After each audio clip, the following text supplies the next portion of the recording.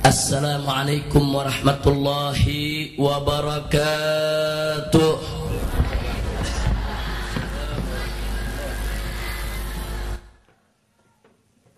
Bismillah walhamdulillah wala hawla wala quwwata illa billah. Ashhadu an la ilaha illallah wahdahu la syarika lah wa ashhadu anna sayyidana Muhammadan abduhu wa rasuluh la nabiyya ba'dah.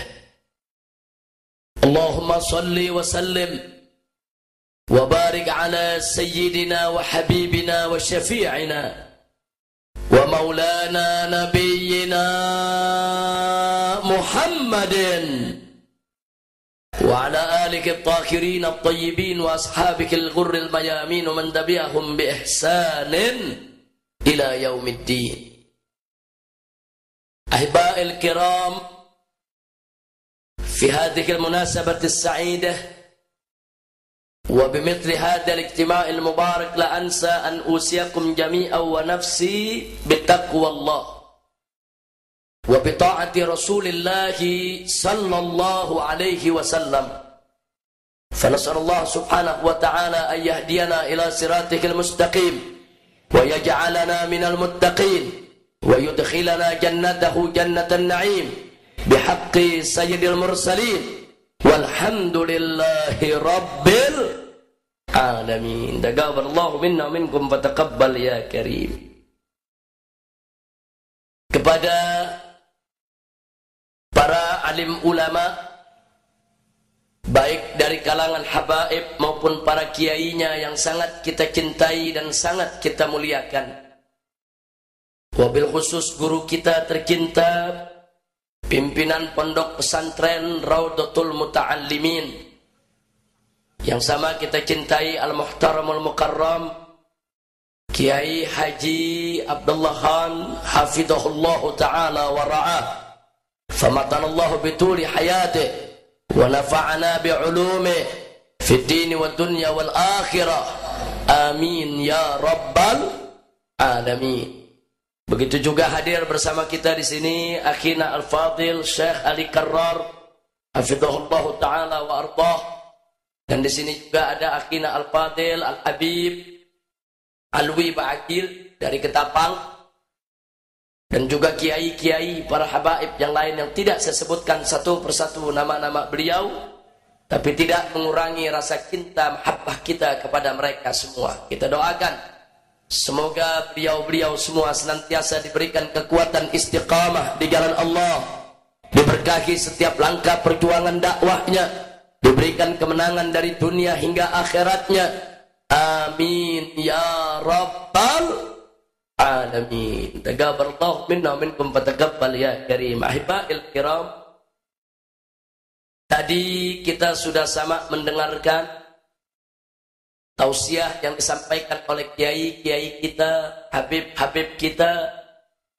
Mudah-mudahan apa-apa yang telah mereka sampaikan manfaat bagi kita semua, dan semoga kumpulnya kita di tempat ini pada malam hari ini menjadi penyebab turunnya rahmat dan barakah, amin ya rabbal alamin. Ahiba'il kiram, saya hanya ingin mengingatkan baik diri saya maupun segenap kaum muslimin rahimakumullah, untuk yang kesekian kalinya sesuai dengan amanat Allah Subhanahu wa taala dalam firman-Nya. Faqala ta'ala fi kitabihil aziz, ya ayyuhalladzina amanu taqullaha haqqa tuqatih wa la tamutunna illa wa antum muslimun. Shadaqallahu azim. Dalam ayat ini Allah menyerukan orang-orang yang beriman untuk bertakwa kepadanya dengan sebenar-benarnya takwa. Dan satu hal yang tidak boleh kita lupa, bagaimana Allah memberikan amanat kepada orang yang beriman, wala tamutunna, Jangan sekali-kali kamu mati illa wa antum muslimun, melainkan engkau sekalian tetap sebagai orang-orang Islam. Jadi kita diberikan amanat bagaimana caranya hidup sebagai seorang muslim, dan tidaklah kita mati kecuali tetap sebagai seorang muslim. Bagaimana caranya kita hidup dengan nikmatul iman wal Islam, dan tidaklah kita mati kembali kepada Allah kecuali tetap membawa nikmatul Islam wal iman. Insya Allah, amanatun ilahiyah. Nah, kenapa amanat ini harus saya ingatkan di awal ceramah saya ini? Karena mengingat di zaman kita sekarang ini tantangan keimanan makin luar biasa. Tantangan keimanan begitu dahsyat. Sebagaimana yang pernah Nabi ingatkan dalam hadisnya, qala nabiyuna Muhammadun sallallahu alaihi wasallam, atau kama qala Nabi sallallahu alaihi wasallam, badiru bil a'malis salihah satakunu fitan yusbihur rajulu fihi mu'minan wa yumsi kafiran wa yumsi mu'minan wa yusbihu kafiran wal mutamassiku bidinihi yawma idzin kal qabidhi alal jamri. Sadaqan Nabi sallallahu alaihi wasallam fa ballagha ar-risala wa adda al-amana wa nasaha al-ummah wa jahada fi sabilillahi haqqa jihadih. Jadi dalam hadis tadi Nabi sudah ingatkan kita semua, badiru bil a'malis salihah. Segeralah kamu semua untuk mengisi kampungnya hidup dengan berbagai macam amal soleh. Kenapa? Karena sebentar lagi akan datang aneka ragam fitnah, aneka ragam ujian dan cobaan. Bahkan dalam hadis disebutkan bahwa fitnahnya ini bukan sembarang fitnah, kaqita'il lailil mudlim. Fitnah yang datangnya satakunu fitanun kaqita'il lailil mudlim. Akan datang aneka ragam fitnah bagaikan bagian malam yang gelap gulita. Saking gelapnya, saudara, orang tidak lagi tahu harus jalan kemana. Saking gelapnya, orang tidak bisa lagi membedakan mana hitam mana putih. Saking gelapnya, akhirnya banyak orang yang tersesat jalan. Nah, di zaman yang seperti itu, kata Nabi, akan terjadi di mana seseorang pagi hari masih beriman kepada Allah, petang harinya sudah kafir. Malamnya mukmin, paginya kafir. Kenapa bisa seperti itu? Karena tantangan keimanan di zaman tersebut berlangsung selama 24 jam non-stop. Dahsyat. Fal mutamassiku bidinihi yauma idzin, dan orang yang berpegang teguh kepada agama di zaman yang sudah seperti itu, saudara, kal qabidi alal jamr, bagaikan orang yang menggenggam bara api. Agama bagaikan bara api, dipegang panas, terluka, pedih, perih, sakit. Tapi kalau dilepas, murtad. Agama dilepas, murtad, dipegang, cobaannya berat. Akhirnya apa yang dilakukan? Banyak yang ditimang tuh agama, saudara. Dia pegang nggak berani, dia lepas takut murtad, dia timang tuh agama. Nah, ini yang terjadi di zaman sekarang, saudara. Agama ditimang-timang, sesuka hatinya kapan dia mau pakai. Na'udzubillah min dzalik.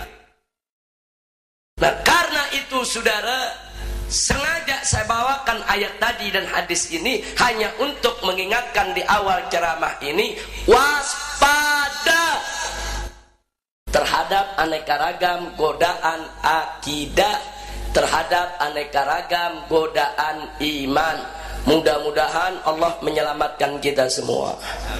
Amin ya rabbal alamin. Apalagi zaman sekarang, Masya Allah, kita kalau ngelihat Indonesia, dosa apa yang gak ada di Indonesia, saudara? Ini kalau ibarat jamu, Pak Kiai, Indonesia ini dosanya komplit. Jadi ada jamu komplit, ada dosa komplit, maksiatnya komplit. Maksiat apa yang nggak ada di Indonesia? Saya mau tanya sama semua yang hadir, jawab yang kompak. Di Indonesia maksiat banyak tidak? Minuman keras, judi. Jawab yang kompak, yang nggak jawab jangan-jangan bandar itu. Ayo saya mau tanya dulu semua, sekali lagi saya tanya, di Indonesia maksiat banyak tidak? Minuman keras, judi, pelacuran, pornografi, porno aksi, aliran sesat. Yang ngaku nabi ada juga. Di Jakarta ada orang Betawi ngaku nabi, namanya Ahmad Musedeng. Alhamdulillah udah ditangkap di penjara. Alhamdulillah. Ada perempuan gak mau kalah ngaku malaikat Jibril. Kebetulan tahun 2008 saya di penjara, ditahan di Polda Metro. Malaikat Jibril ditahan juga. Begitu malaikat Jibril ditahan, kita lagi nerima tamu, saudara. Ini yang namanya perempuan, namanya keren, Lia Edan. Saudara, lagi bawa ember menghanduk. Terus ada tamu yang nanya sama polisi, Pak tuh mau kemana? Mau ke Jamban. Malaikat Jibril ke Jamban. Kacau ini negeri, kacau tidak? Kacau tidak? Orang Garut nggak mau kalah.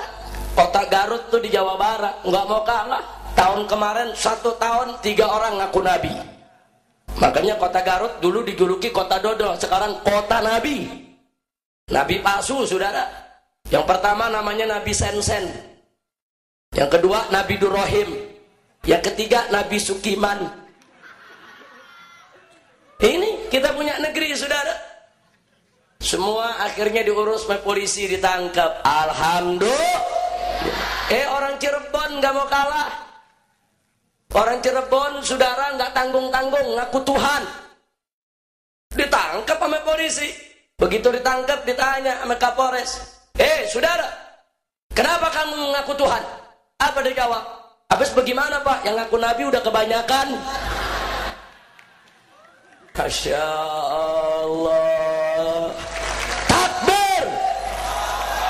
Takbir. Allahu Akbar. Sallu ala Nabi. Salli wa sallim alaihi. Nah, itu fenomena Indonesia, saudara.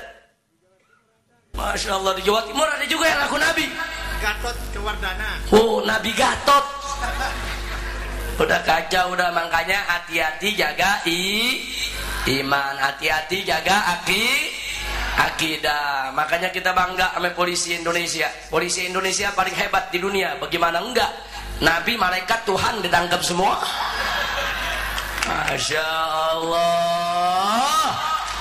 Ini luar biasa. Mudah-mudahan polisi-polisi yang suka nangkepin Nabi palsu, malaikat palsu, Tuhan palsu diberkahi oleh Allah. Amin ya rabbal alamin. Nah, saudara, di sini yang ingin saya garis bawahi, fenomena aneka ragam aliran sesat, fenomena nabi-nabi palsu di berbagai tempat, semuanya tidak terlepas dari propaganda kaum liberal di Indonesia yang selalu berupaya untuk membela dan melindungi mereka. Tidak ada satupun aliran sesat di Indonesia yang tidak dibela oleh kelompok liberal, saudara. Mereka tidak akan pernah berhenti, terus-menerus berupaya untuk memadamkan cahaya agama Allah.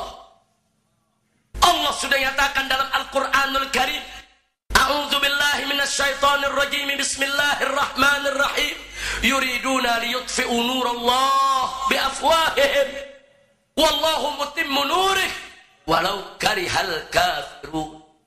Huwa alladhi arsala rasulahu bil huda wa dinil haq liyudhhirahu 'ala ad-dini kullih walau karihal musyrikun. Shadaqallahul azim.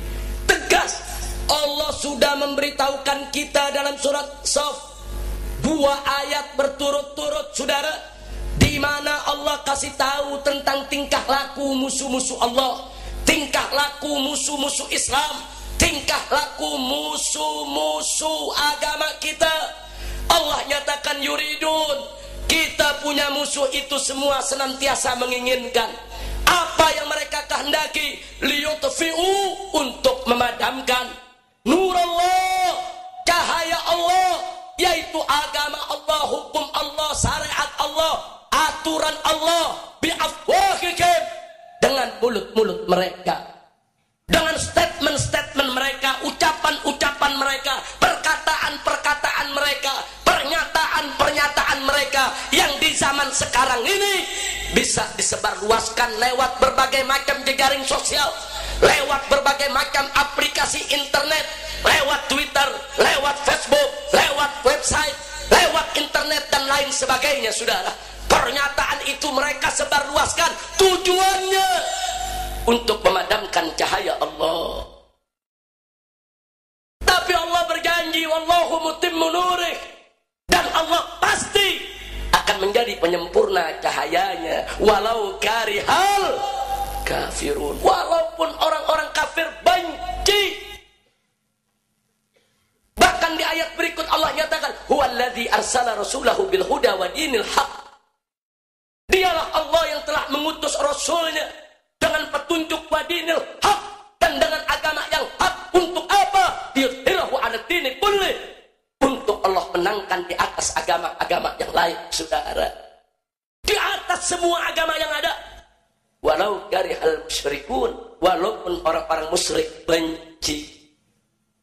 Pelajaran apa yang kita bisa dapatkan dari dua ayat barusan, saudara? Pertama, ada info ilahi bahwa musuh Islam akan terus-menerus berupaya untuk memadamkan Islam, sehingga umat Islam wajib untuk selalu waspada dalam rangka menghadapi mereka. Yang kedua, bahwasanya Allah berjanji Allah akan memenangkan agamanya, Allah akan menyempurnakan cahayanya. Artinya umat Islam yang memperjuangkan agama Allah, mereka tidak akan dibiarkan terpojok, mereka tidak akan dibiarkan kalah sendirian, saudara. Tidak, karenanya pejuang-pejuang Islam tidak boleh putus asa. Pejuang-pejuang Islam harus sabar, harus tegar, walaupun dicaci maki, walaupun dibenci, walaupun difitnah, walaupun dipenjara, walaupun dibunuh sekaligus, saudara. Harus berjuang untuk Allah dan Rasulnya. Takbir. Janji Allah, innallaha la yukhliful mi'ad, sesungguhnya Allah tidak mengingkari janjinya, dan mustahil Allah mengingkari janjinya, saudara. Hanya tinggal bagaimana kita menanamkan keikhlasan dalam berjuang, bagaimana kita menanamkan sabar di dalam perjuangan, dan tawakal, selalu menyerahkan diri kepada Allah Subhanahu wa ta'ala. Nah, sekarang kembali kepada persoalan liberal. Mari kita lihat, barusan sebagian sudah dibahas oleh Habib Muhsin bin Ahmad Al-Attas, sudah dibahas oleh Kiai Haji Misbahul Anam. Saudara, saya hanya ingin ingatkan, kelompok liberal di Indonesia tidak akan pernah berhenti untuk menghancurkan Islam di negeri ini, saudara. Tidak akan pernah berhenti dengan berbagai macam cara. Mari kita buktikan. Dulu tatkala umat Islam di mana-mana, saudara, sudah muak dengan pornografi, porno aksi yang ditayangkan setiap hari oleh televisi, umat Islam melakukan gerakan minta kepada pemerintah agar dibuat undang-undang anti pornografi. Di mana-mana daerah umat Islam turun, pondok-pondok pesantren turun ke jalan, kiai-kiai dari NU, dari Muhammadiyah, dari FPI dan lain sebagainya, saudara. Lalu apa yang dilakukan kelompok liberal? Mereka juga turun ke jalan. Mereka bayar orang-orang yang bisa dibayar. Mereka turun juga ke jalan untuk menolak. Tidak boleh ada undang-undang yang melarang pornografi di Republik ini, saudara. Sampai terjadi benturan. Sampai terjadi benturan. Saudara, hanya gara-gara persoalan undang-undang pornografi, bagaimana posko-posko FPI di berbagai oleh orang-orang yang tidak bertanggung jawab. Tapi umat Islam dari berbagai macam elemen tidak peduli, maju terus. Sampai akhirnya DPR mengetuk palu, undang-undang pornografi diberlakukan. Alhamdulillah. Tapi apa liberal berhenti? Enggak, saudara. Begitu mereka tahu mereka kalah, undang-undang itu diberlakukan, mereka gugat undang-undang pornografi ke Mahkamah Konstitusi. Mereka gugat. Andai kata gugatan mereka dikabulkan oleh Mahkamah Konstitusi, maka perjuangan umat Islam yang sudah bertahun-tahun akan kandas begitu saja, saudara.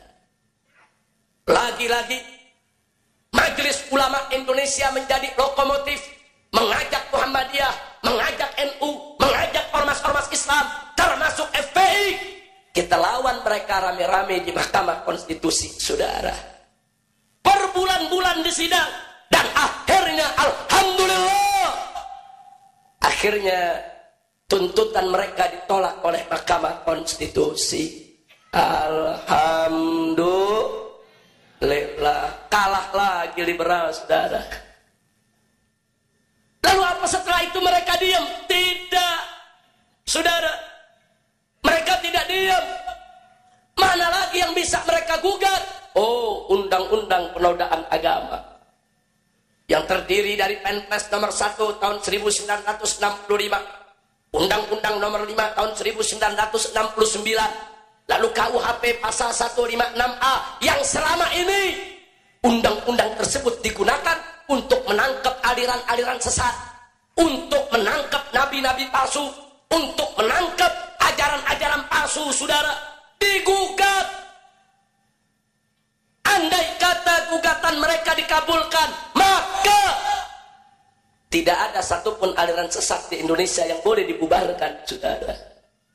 Andai kata gugatan mereka dikabulkan, maka orang menganggap Tuhan bebas, tidak bisa diproses secara hukum, saudara. Ini mereka yang lakukan. Enggak berhenti kelompok liberal, kita lawan lagi mereka. Ormas Islam Bersatu, NU, Muhammadiyah, MUI, FPI, dan berbagai macam ormas lainnya, rame-rame kita lawan mereka di Mahkamah Konstitusi, saudara. Berbulan-bulan, dan alhamdulillah akhirnya liberal kalah lagi. Alhamdulillah. Apa mereka berhenti? Enggak. Mereka gugat lagi undang-undang perjudian, saudara. Mereka bilang larangan perjudian tersebut intoleransi. Larangan perjudian tersebut merupakan pelanggaran hak asasi manusia. Mereka gugat ke Mahkamah Konstitusi. Andai kata gugatan mereka dikabulkan, maka judi bebas. Mau dilakukan kapan saja, di mana saja di wilayah negara Kesatuan Republik Indonesia. Mau dalam jumlah sedikit, jumlah banyak, mau depan masjid sekalipun tidak boleh ada larang, saudara. Akhirnya ormas-ormas Islam bersatu lagi, lawan lagi mereka di Mahkamah Konstitusi, dan alhamdulillah gugatan mereka ditolak lagi oleh Mahkamah Konstitusi. Alhamdulillah. Apa terus mereka berhenti? Enggak, mereka enggak berhenti, saudara. Mereka lihat lagi apa lagi yang bisa digugat. Oh, mereka mulai gerak. Ternyata, saudara, diam-diam para ulama, para kiai di daerah-daerah itu mereka bergerak. Merangkul bupati, merangkul DPRD. Sampai keluar perda-perda yang melarang minuman keras, saudara. Sampai ada perda-perda yang melarang aneka ragam kemunkaran, saudara. Kelompok liberal gerah lagi, mereka bilang ini perda-perda syariat. Ini perda-perda syariat menurut mereka mengancam Pancasila, mengancam Bhinneka Tunggal Ika, mengancam NKRI. Ini mengancam Undang-Undang Dasar 1945, mengancam keutuhan bangsa. Mereka gugat. Jadi ketika itu ada 351 perda yang melarang minuman keras di berbagai daerah, saudara.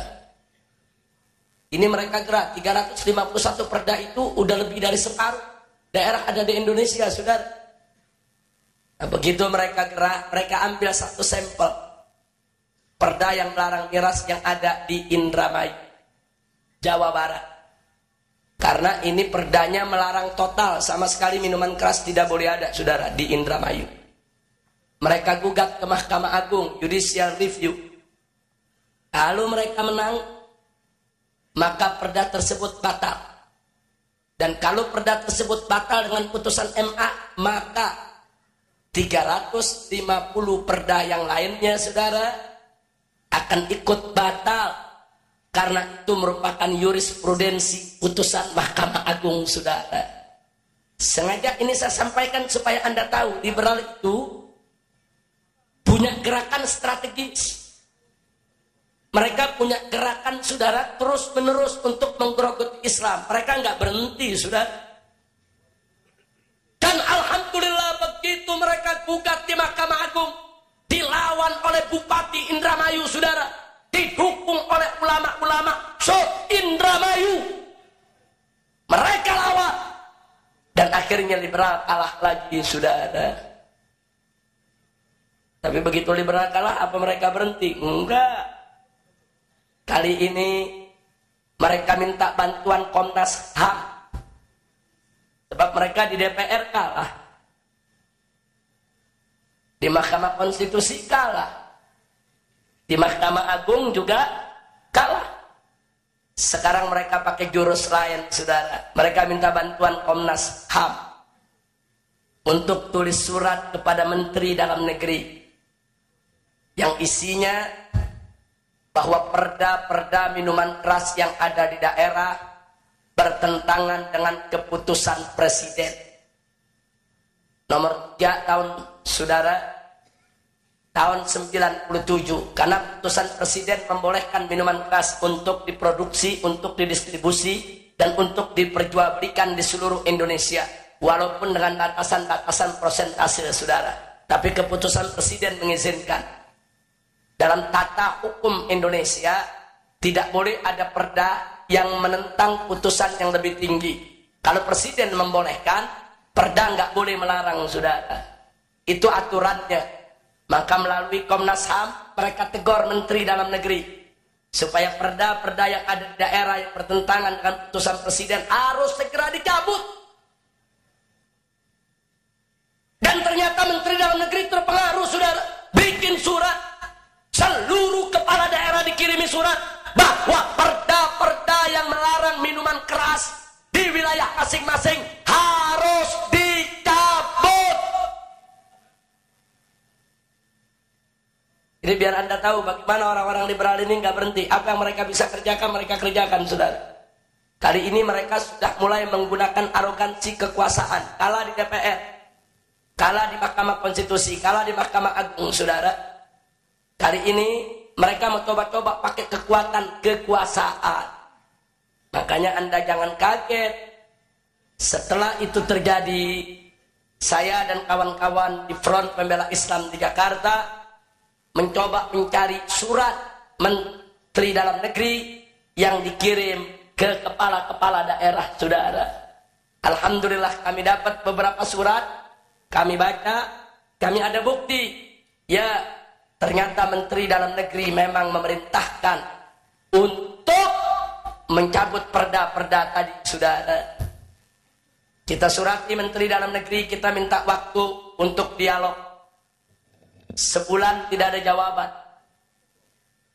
Kita ingatkan lewat orang-orang yang ada di bawahnya supaya kami diberikan waktu dialog. FPI ingin datang dialog, surat sudah dikirim. 1 bulan lagi kami tidak ada jawaban. Sudah 2 bulan. Kemudian laskar-laskar yang dibawa sudah gerah, minta izin kepada pimpinan supaya boleh untuk demo. Kami di FPI nggak boleh demo selama masih ada pintu dialog, saudara. Nggak boleh. Demo tidak boleh selama masih bisa dialog. Nah, tapi ternyata dialog sudah tidak bisa. Kita berikan ultimatum. Kalau Pak Menteri nggak mau dialog, apa boleh buat? Terpaksa laskar-laskar kami lepas untuk demo. Dan kami nggak tanggung jawab kalau laskar sudah demo. Kami sudah berupaya untuk dialog. Kalau laskar kami larang terus, nanti lama-lama laskar bilang apa? Ini Habib Rizik udah dibayar sama pabrik minuman keras. Orang demo aja nggak boleh. Dan itu nggak mungkin kami bisa lakukan lagi untuk meredamnya, saudara. Ternyata nggak dijawab juga. Akhirnya kami lepas tangan. Laskar datang ke Kementerian Dalam Negeri. Begitu laskar datang ke Kementerian Dalam Negeri, kami masih kirim SMS ke Bapak Menteri. Kami minta waktu dialog. Kalau Pak Menteri mau dialog, ini laskar dengan mudah kita bubarkan. Tetap tidak ada jawaban. Laskar di depan kantor Menteri minta kepada petugas yang ada, kami mau dialog dengan Pak Menteri. Apa jawab mereka? Menteri tidak ada waktu. Menteri sibuk. Jawaban-jawaban semacam ini tidak mudah diterima oleh laskar di bawah. Pak, Bu, laskar itu ibarat petasan. Ada yang sumbunya panjang, ada yang sumbunya pendek.